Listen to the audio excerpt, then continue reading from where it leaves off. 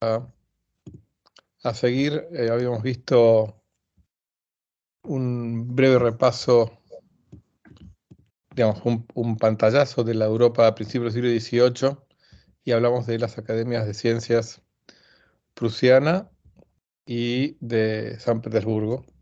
Entonces ahora vamos a dedicarle un buen rato a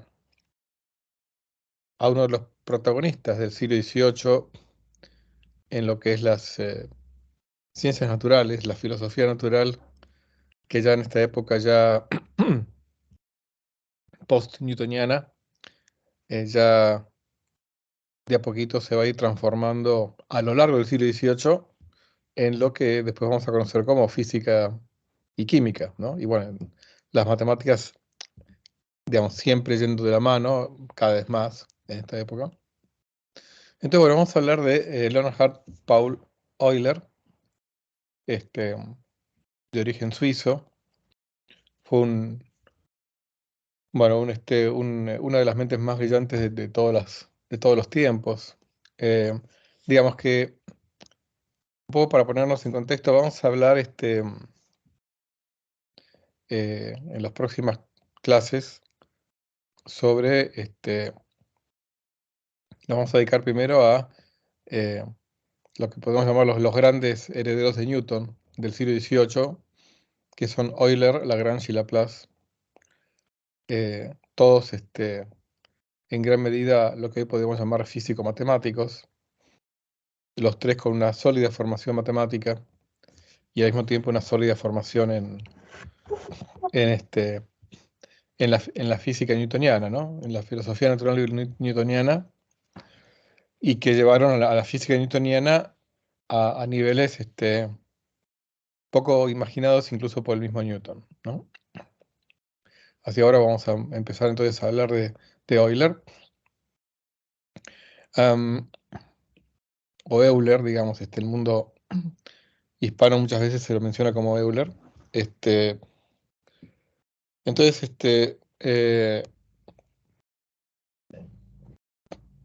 a todos les suena por el número de Euler, el número E, que es la base de los logaritmos naturales, y efectivamente es una de sus tantas contribuciones, pero bueno, vamos a ver qué hizo, que tiene unas cuantas más. Acá vemos un retrato de Euler de 1753, él nació en 1707, así que aquí tenía más o menos 46 años. Este retrato está en el Museo de Arte de Basilea, que es de su ciudad natal, Basilea, en Suiza. El Kunstmuseum, Kunst en alemán es arte. Bueno, él falleció en San Petersburgo. Vamos a ver por qué. Bueno, tiene que ver justamente con la Academia de Ciencias de San Petersburgo que les comentaba en la clase anterior. Bueno, Euler fue hijo de Paul Euler, que era un pastor calvinista. Em, y bueno, era amigo, el padre, digamos, la familia de Euler era amiga de la familia Bernoulli, que también para todos los que han estudiado em, física, alguna rama o sea, de la ingeniería o de las ciencias naturales, si han tenido alguna de las físicas generales en la facultad, han escuchado hablar del apellido Bernoulli. El tema es que justamente digo apellido Bernoulli porque cuando decimos Bernoulli decimos cuando menos a tres Bernoulli. Este, padre, hermanos, perdón, padre, hijos, de los cuales vamos a decir poco por una cuestión de falta de tiempo, pero que bueno, alguna cosa, digamos, tangencial vamos a mencionar de los Bernoulli. Em, bueno, realmente un niño prodigio, Euler, en 1720, teniendo 13 años, ingresa a la Universidad de Basilea y a los 3 años obtiene el título de maestro de filosofía. Estamos hablando de que tenía 16 años. La tesis con la que se recibió tiene que ver con la comparación de las filosofías de Descartes y de Newton. En realidad, más que nada, lo que sería la filosofía natural, o digamos, o la ontología detrás de la filosofía natural de Descartes y de Newton, ¿no? que como vimos, bueno, Descartes tiene que ver con un mundo en donde no hay vacío, Newton con un mundo en donde hay partículas que se mueven en el vacío, eh, entre otras muchas diferencias en cuanto a Descartes, bueno, la relación entre la extensión y la materia, etcétera. Bueno, y en paralelo a su asistencia a la Universidad de Basilea, él tomaba clases los sábados por la tarde con clases de matemáticas con Johann Bernoulli.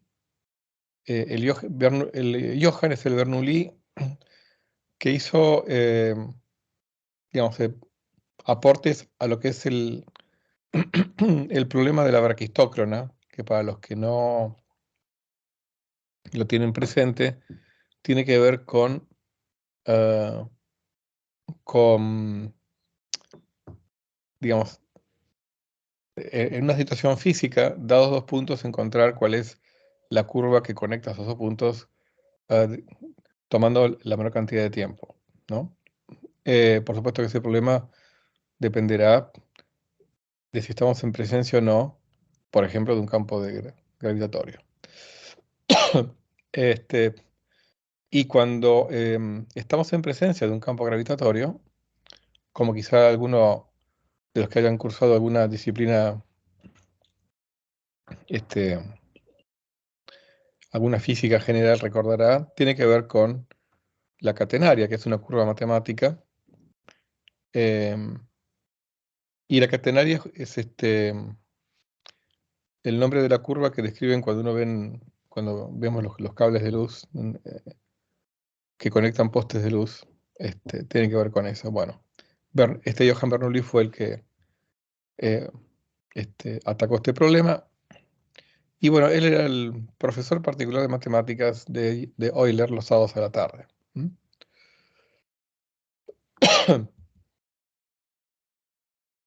Bueno, entonces, 1726, Euler tiene 19 años, termina el doctorado.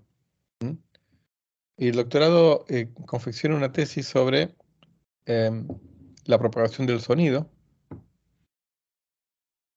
que bueno, va a ser, digamos, una de las áreas donde Euler va a hacer grandes aportes va a ser en lo que se conoce como mecánica de fluidos, tanto de fluidos tipo agua como fluidos tipo aire. ¿Mm? Em, y bueno, al año siguiente se muda a Rusia, a San Petersburgo, en la bastante nueva en ese momento Academia de Ciencias en San Petersburgo. Es contratado para ir al departamento de matemáticas. Allí ya se había ido Daniel Bernoulli, hijo de Johann Bernoulli. Daniel Bernoulli era matemático, como matemático también tenía muchos conocimientos y hizo muchos aportes a la estadística. Era físico y también era médico, Daniel Bernoulli. Este, y Daniel Bernoulli es famoso por, eh, digamos, una ley de fluidos, que es la ley de Bernoulli, que bueno, los que han estudiado física, alguna de las físicas generales, recordará, es una ley que vincula, una ley, digamos, que se aplica a un fluido en presencia de un campo gravitatorio, en donde vincula la presión del fluido, la velocidad del fluido y la altura del fluido. Es una ley muy importante y fundamental, digamos, en lo que es aerodinámica y demás. Por supuesto, es una ley que se aplica cuando uno puede despreciar eh, turbulencia, viscosidad, pero bueno, hay muchos regímenes donde uno puede aplicar esa ley. Bueno, la cuestión es que Euler coincide con Daniel Bernoulli en, eh, en su primer estancia en la Academia de Ciencias en San Petersburgo. Luego, 15 años después, 1741, se muda a Berlín, acepta un cargo en la Academia de Berlín. Ese cargo se lo ofrece el rey de Prusia, Federico II, el Grande, y ahí permanece 25 años. En esos 25 años, bueno, acá entonces, como para ubicarnos, a, a los 36 años, digamos, se muda de San Petersburgo a Berlín.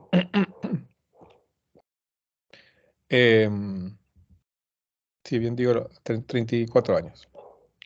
Y ahí se permanece 25 años, o sea, hasta los casi 60 años. Va a ser su periodo más prolífico. Escribe más de 380 artículos, o lo que llamaríamos hoy en día papers, en muchas áreas. Pero también escribe obras, digamos, de libros, como por ejemplo la Introductio in Analysis Infinitorum, o sea, introducción al análisis de los infinitos. Otro texto también importante sobre funciones matemáticas. Realmente no somos conscientes de la cantidad de cosas que le debemos a Euler. Em, por ejemplo, de notación, como vamos a ver a continuación. Entonces, de 1748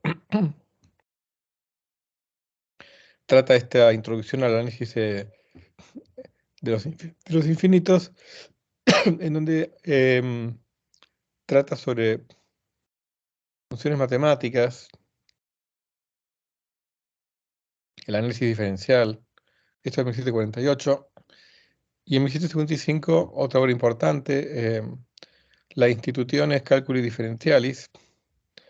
Acá están, les comparto ahí la imagen, ¿no? De una de las primeras páginas de esta obra, del cálculo diferencial.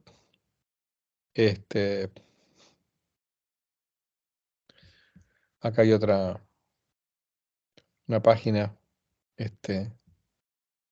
donde trata los logaritmos, y otras cuestiones. Y acá vamos a ver, podemos ver, aunque no se ve mucho, pero digamos, cómo aparece ya parte de la notación moderna que usamos nosotros hoy en día.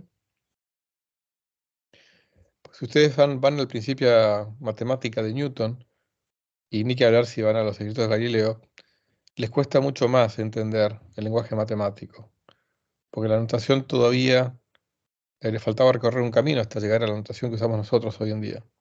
En cambio, cuando uno ve las obras de Euler, ya se empiezan a parecer a nuestra notación familiar. Eh,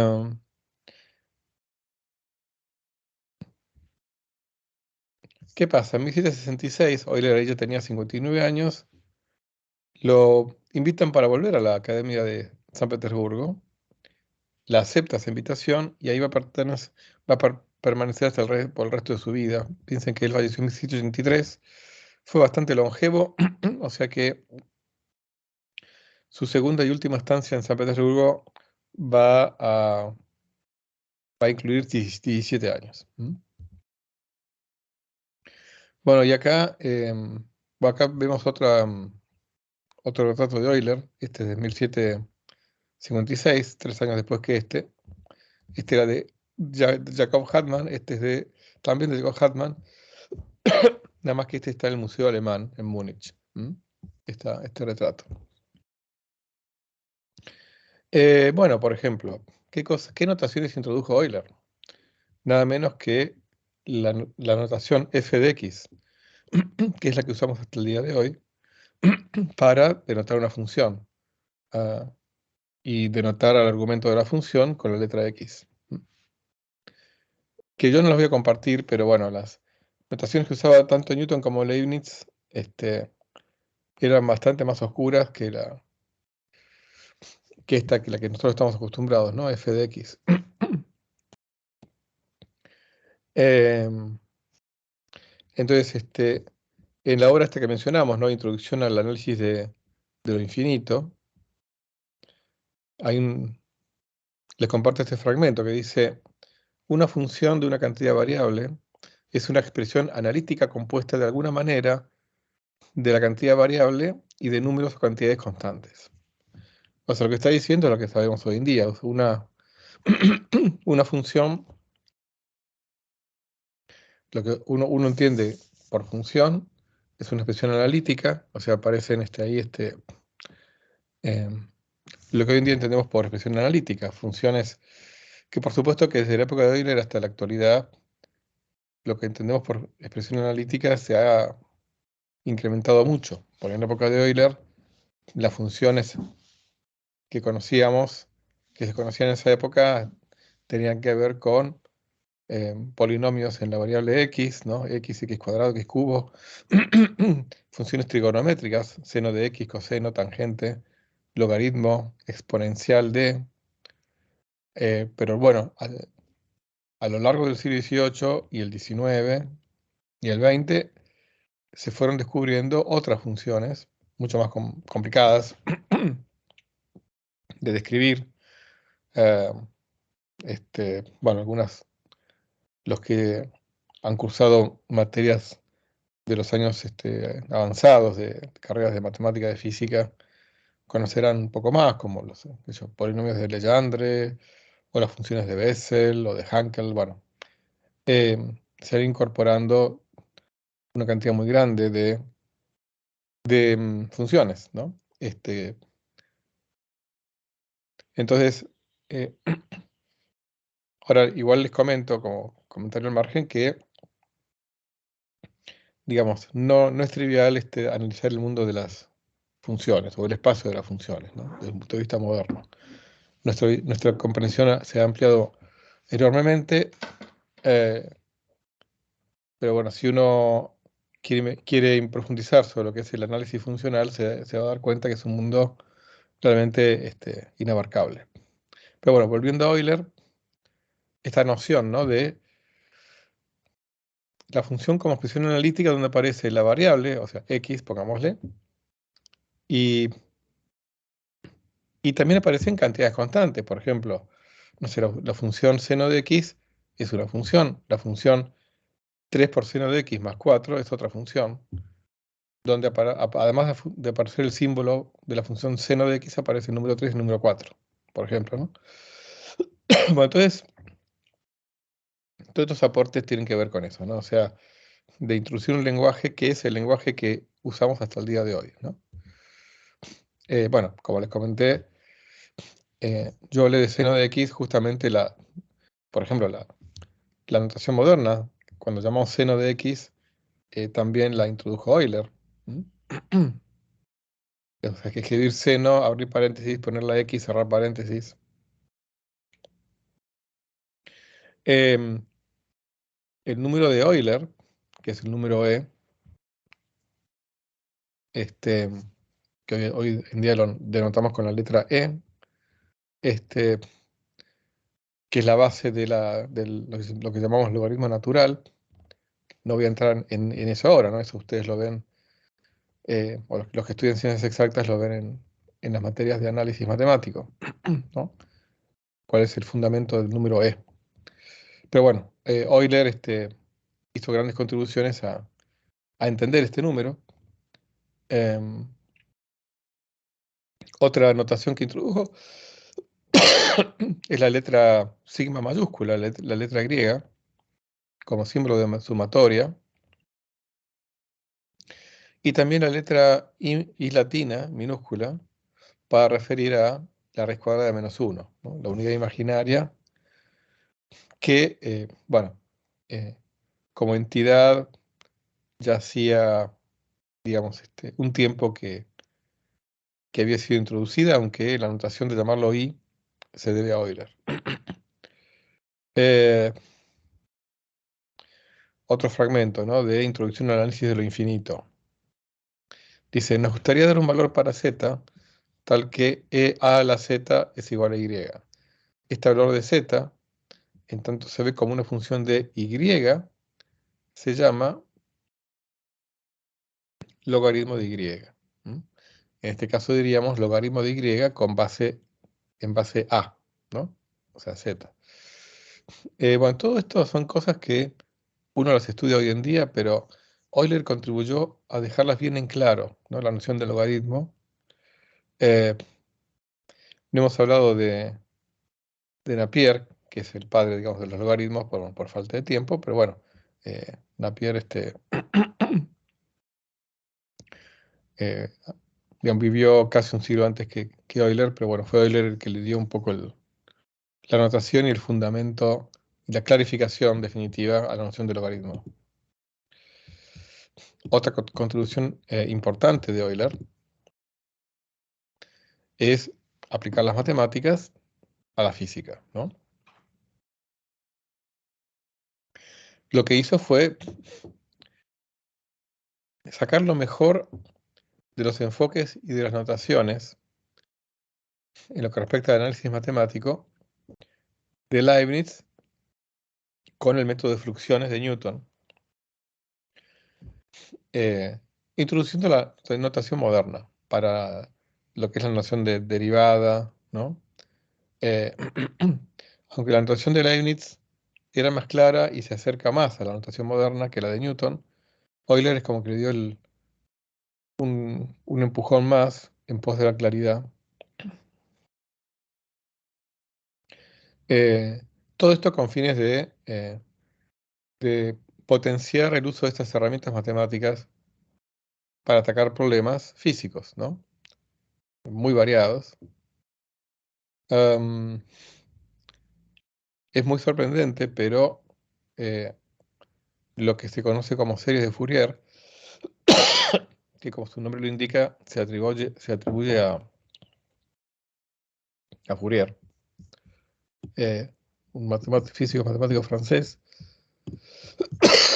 En realidad,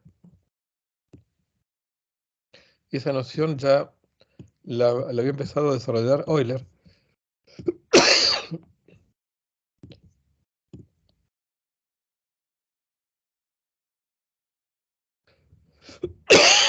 Perdón.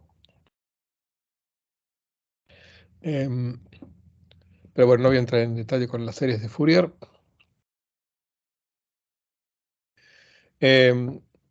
Y bueno, y otro aporte fundamental es lo que se conoce como ecuaciones de Euler-Lagrange, que son las que escribí aquí abajo. Los que no la han estudiado no tienen por qué entenderla, simplemente lo pongo como título ilustrativo. Son ecuaciones que se relacionan con lo que se llama el cálculo variacional, cálculo que fue desarrollado a lo largo del siglo XVIII, que tiene que ver con explorar no en el espacio de números, sino en el espacio de funciones, cuál es la función que minimiza o maximiza algo que yo quiero minimizar o maximizar. Entonces, eh, cuando yo quiero minimizar algo que se llama acción, que es una formulación alternativa a la mecánica newtoniana, que la desarrolló Lagrange. Después lo vamos a comentar un poquito eso, cuando veamos a Lagrange. Estas ecuaciones también fueron tratadas por Euler, por eso se llaman ecuaciones de Euler-Lagrange. Son estas que están acá, no tienen por qué entender esto. Esta L mayúscula es lo que se llama lagrangiano, y las Q son coordenadas generalizadas del sistema físico que yo quiera describir. Simplemente se los comento a título informativo. Otro área importante en donde contribuyó Euler es en el área de la elasticidad, y encontró, junto con Bernoulli, la ecuación que se llama de Euler-Bernoulli. Esta ecuación describe la deformación por flexión, o sea, flexionando el eje longitudinal, o sea, esta rayita que está acá sería el eje longitudinal de una viga que está sujeta a cargas transversales, ¿no? Más allá de la propia gravedad que actúa sobre la viga. Una viga puede, digamos, sufrir, digamos, pesos transversales. Y bueno, una tarea de un ingeniero en estructuras es poder calcular esas tensiones y posibles deformaciones que puede tener una viga. Bueno, la ecuación fundamental que gobierna esto se llama ecuación de Euler-Bernoulli, ¿no? Esto simplemente es a título ilustrativo, no tienen por qué entender estos diagramas. Aparte les cuento que hay básicamente dos formas de encarar este problema. Se los cuento por curiosidad nada más. Bueno, este diagrama también tiene que ver con con el problema de la viga. Eh, de cómo tratar, digamos, la deformación, si respecto de la vertical o respecto de la normal al punto en el cual uno está tratando el tema, pero bueno, no me voy a detener en eso. Otra contribución importante de Euler fue en la mecánica celeste. Aplicó muchas de las herramientas analíticas de teoría de funciones que Euler conocía y estaba desarrollando eh, al movimiento celeste de distintos cuerpos, como por ejemplo órbitas de cometas, el propio movimiento de la Luna. Y les cuento que esto le valió varios premios de la Academia de Francia. En Francia vamos a ver que va a ser, digamos, en la segunda mitad del siglo XVIII, donde más lejos se va a llevar la mecánica celeste, sobre todo de la mano de Laplace, pero eso lo vamos a ver un poquito más adelante. Acuérdense que para resolver problemas de mecánica celeste hay que atacar problemas complejos como el problema de los tres cuerpos, que vamos a hablar un poquito después de eso.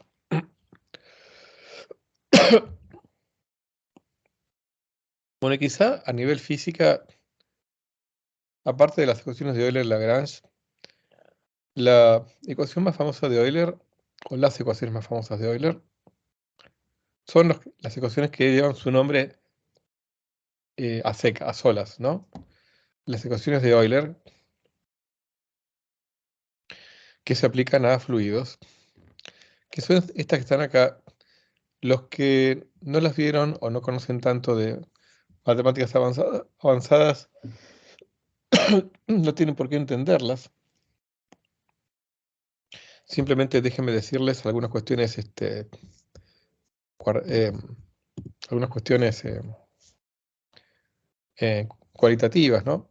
Son ecuaciones diferenciales que gobiernan la evolución de un fluido que está descrito por la densidad de masa del fluido, que se suele denotar con la letra griega ρ, la presión del fluido, que se denota con la letra P, la energía interna por unidad de masa o energía específica, acá denotada con la letra E minúscula, que tiene que ver con la energía interna, tiene que ver con, bueno, la temperatura del fluido, etc. Es un concepto muy importante en mecánica de los medios continuos. Esta letra U negrita es el vector velocidad del fluido. La velocidad del fluido es un campo, en realidad. Quiere decir, la velocidad tiene un valor en cada punto del espacio, en un fluido, ¿no es cierto? Y finalmente la letra G es el campo gravitatorio, que también está en negrita porque es un vector, que bueno, si es un fluido en la superficie de la Tierra, va a ser un vector que apunta siempre en la dirección vertical hacia abajo, ¿no? Entonces acá son tres ecuaciones, una que involucra la evolución de la densidad, o sea, la evolución temporal de la densidad, por eso aparece la derivada parcial de la densidad respecto al tiempo. La segunda, la evolución temporal de la velocidad.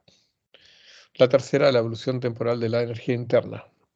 Pero fíjense que están todas acopladas, porque en todas aparecen, por ejemplo, en la densidad aparece la velocidad, en y la densidad. En la de la velocidad aparece la de la presión y la densidad y el campo gravitatorio. En la de la energía interna aparece la velocidad, la presión y la densidad. Bueno, Euler derivó estas ecuaciones que son fundamentales para cualquier ingeniero hidráulico. Por supuesto, acá son ecuaciones que no involucran términos disipativos, o sea, y que no involucran ¿cómo se dice? Em, eh, movimiento turbulento, pero que en muchos regímenes son fundamentales estudiarlas. A un fluido digamos, que no tiene disipación y turbulencia se le llama fluido ideal. Y en este caso, además, no les comenté, en este caso es incompresible. Em, Como es una muy buena descripción del agua, por ejemplo. En otro orden, también su aportes en lo que es la teoría, en lo que es óptica, eh, encontrando soluciones y ecuaciones que entienden a la luz como un fenómeno ondulatorio. Piensen que la teoría ondulatoria de la luz había sido propuesta y defendida por el físico holandés Christian Huygens, eh, a la cual se oponía y a la cual planteaba una teoría opuesta a Newton, la teoría ondulatoria. Bueno, Euler desarrolla mucho la teoría ondulatoria, eh, aplicando digamos, las ecuaciones ondulatorias a la luz, encontrando un montón de fenómenos ópticos desde el lugar de las ecuaciones de onda, ¿no? Eh, otra, otra noción que se la debemos a Euler, esto aparece en una obra que no mencionamos todavía, que es de 1736, bastante temprana, él ahí todavía no tenía 30 años. La obra se llama Mecánica o Exposición sobre la ciencia analítica del movimiento, en latín Mecánica sive motus scientia analytica exposita. En esta obra introduce de forma clara los conceptos de partícula y de masa puntual, que en realidad ya lo había hecho Newton. Pero, digamos, aquí con ya una notación, como les decía, mucho más clara y moderna, pero sobre todo, uno de los grandes aportes de esta obra es introducir una notación vectorial, lo que uno conoce, ¿no? Para la velocidad y aceleración de una partícula. No es que Newton no lo supiera esto, pero cuando uno va al principio de matemática, no está la velocidad denotada con la letra B corta con una flechita arriba, como uno la conoce, un vector con la letra y una flechita arriba. Esto aparece, o lo introduce Euler en esta obra, tanto para la velocidad como para la aceleración de una partícula. Bueno, otro aporte que los que hemos estudiado en la carrera de física, la carrera mecánica, la materia mecánica, son los famosos ángulos de Euler, los tres ángulos de Euler. Es una contribución fundamental para estudiar el movimiento de un cuerpo rígido. Un cuerpo rígido, a diferencia de una partícula que está descrita por tres coordenadas, ¿no? En el espacio, al cuerpo rígido necesito además eh, tres coordenadas más. Por un lado, la posición, por ejemplo, del centro de masa del cuerpo rígido y por otro lado, la orientación del cuerpo rígido. Bueno, Euler introdujo lo que se llaman los tres ángulos de Euler, que describen la posición de un cuerpo rígido, o sea, en realidad la orientación del cuerpo rígido. Es más, por ahí, yo diría que aquí lo voy a Corregir. Es más correcto poner orientación. Bueno, no voy a describir, acá está el diagrama de los ángulos de Euler. Yo tengo un cuerpo rígido, tomo como referencia una dada configuración y luego puedo llegar a cualquier otra orientación del cuerpo rígido haciendo primero una rotación con un ángulo alfa alrededor del eje vertical, luego otra orientación con un ángulo beta alrededor, digamos, del nuevo eje, ¿no? El nuevo eje X, pongámosle. Y luego finalmente una tercera rotación con un ángulo gamma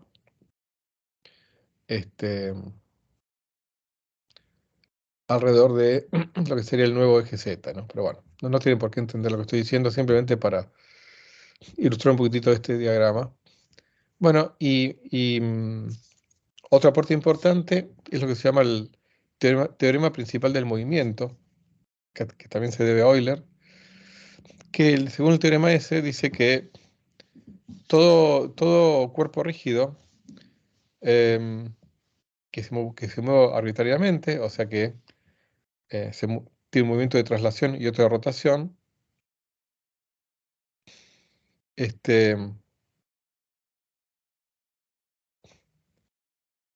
teorema lo que me dice es que siempre hay un eje de rotación instantáneo, o sea que así como está la velocidad instantánea, siempre un cuerpo rígido siempre tiene un eje de rotación instantáneo, que ese eje de rotación puede ir cambiando con el tiempo, y por supuesto asociado a ese eje de rotación instantáneo va a estar la velocidad angular de rotación instantánea, ¿no? Bueno, entonces en todo ese combo plantea Euler las ecuaciones que vinculan la evolución de un cuerpo rígido. Entonces él digamos, plantea y encuentra la solución general del movimiento libre del cuerpo rígido, ¿no? O sea, encontrar cómo evolucionan los tres ángulos en función del tiempo. Eh, Vamos a hacer una cosa, de paso trato de recuperar un poquito mi garganta. Vamos a detener la grabación aquí.